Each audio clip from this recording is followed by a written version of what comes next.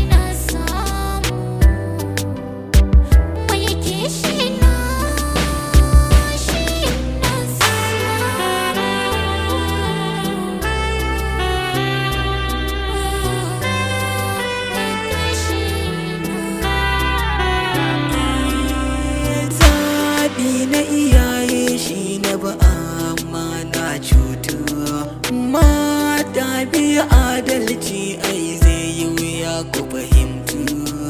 Amma za na kwatanta ko da zan